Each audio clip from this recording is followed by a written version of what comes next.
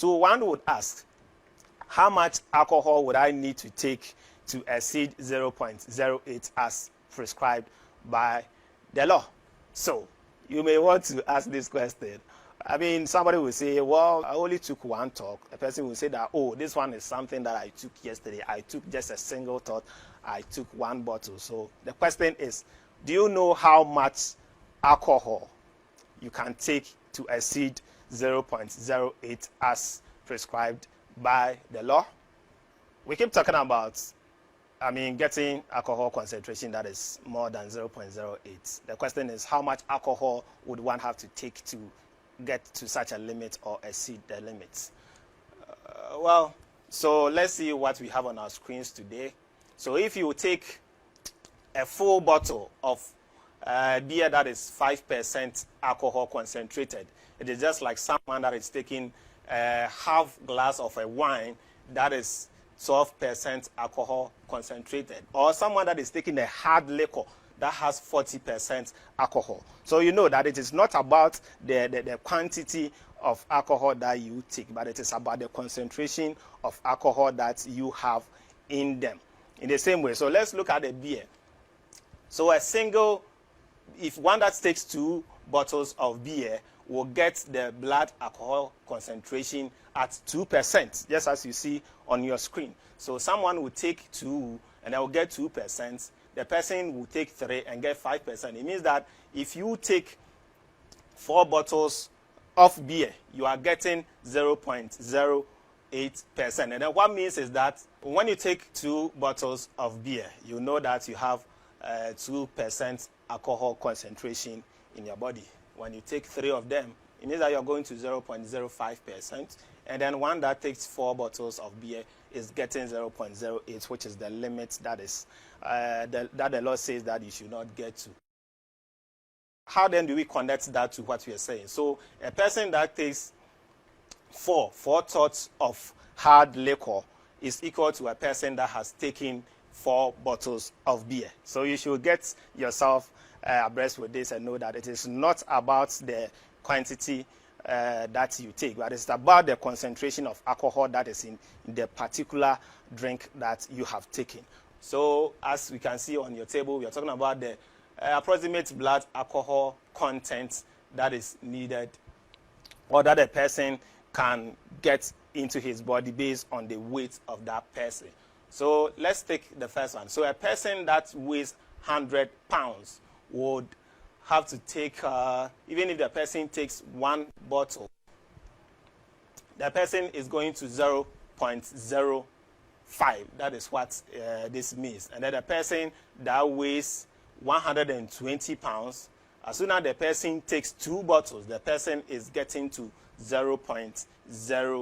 So you should get yourself also abreast with the weight level of your body, so that when you are taking in alcohol, you know that, I need to take this amount to get to this level. And once I take this amount, I am exceeding it, and I'm getting myself into trouble with the law. One thing you have to also note that once you get your blood concentrated with alcohol, what the scientists say is that at every 1 hour, the amount of alcohol that gets out of your body is minus 0.015. That is the percentage of alcohol that will be taken out of your body after resting. That is why you realize that at most instances when the police gets you arrested for driving under the influence of alcohol, you are taken to the police station where you are kept so that you get sober. When I say sober, it means that the alcohol would have to die down in your body after a while. And that is what it's saying. The scientists are saying that minus 0.15 will get out of your body after every 1 hour. So how long would it take for you to get the alcohol from your body? So if you take alcohol and it is at a concentration of 0.08 in your blood, then it means that you need 5 hours to get all that out of your body. So let's see about the section 4 of the Road Traffic Act, which talks about driving under the influence of alcohol. So you have taken alcohol into your body, and then you have decided to drive. So what is the law saying? So if you're driving under the influence of alcohol, you are committing an offense. And I'm saying that most of these things as I always say, our offense is not because it is for the fun of it. It is an offense because it is to, one, keep you yourself safe, and then two, to also keep others safe on our road. Because you are not the only road user. We have other drivers as well as pedestrians on our road. So what happens when a person drives under the influence of alcohol? So in an instance where a bodily injury does not occur, or a minor bodily injury occurs to a person other than the driver, that is, if any other person gets him or herself injured or not, there's a punishment for you when you are put before the court. So what is the law saying about it? So the law says that once you are put before the judge or at a court of competent jurisdiction, you will be fined at a fine not exceeding 50 penalty units, or not more than 3 months imprisonment, or both. So you can be fined for such amount of penalty units, you can be fined for 3 months, or you can be given both. I mean, you can be fined as well as thrown into jail. And then the next one is when bodily injury of aggravated nature occurs to a person other than driver. So when the person have a very much severe injury because of you having driven under the influence of alcohol and get that person into that situation, you'll be fined when you put before the court between 25 and 50 penalty units, or to a term of imprisonment between 8 and 16 months. It means that you will not be jailed less than 8 months, and it will not exceed 16 months. And the next one is when death occurs. That is when you are driving under the influence of alcohol, you are involved in an accident or any crash, and then someone dies. In a situation where death occurs, what happens to such a driver? That is when you are driving under the influence of alcohol, you knock someone down, or you run into someone's vehicle, or you throw your own vehicle away, and then someone dies. And then what happens to the person who was driving such vehicle? You are going to be fined between 100 and 200 penalty units, or to a term of imprisonment between 24 and 40 months, which means that you are not going to be given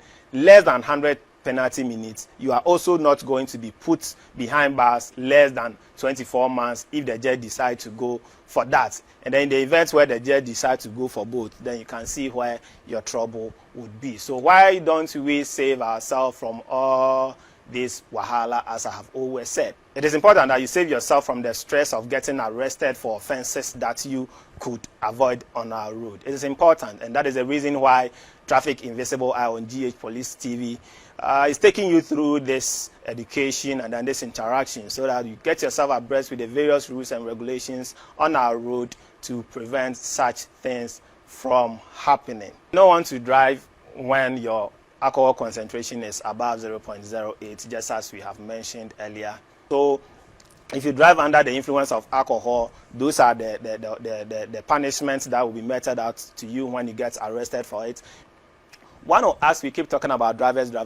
So what happens about learner drivers? So if you are a learner driver, the law says that under no circumstance should you even take alcohol at all. We don't want to even see any alcohol in your blood. So if you are a learner driver, please, at any point, yourself, you are being coached and you are monitored whilst you're driving. So why would you want to take alcohol and get your supervisor in trouble? So if you are a learner driver, please do not take alcohol at all. We do not want to even see 0.02, 0.03, or whatever concentration that you have, apart from the natural concentration of alcohol that is found in our bodies. Please do not take any additional alcohol if you are a learner driver, because the law says that once you do that, you're getting yourself into trouble, and then you get yourself put before the court and then go through all the wahala that comes with it. I am glad that you once again made time and then you went through this journey with me. Today we took you through section 4 and 5 of the at 683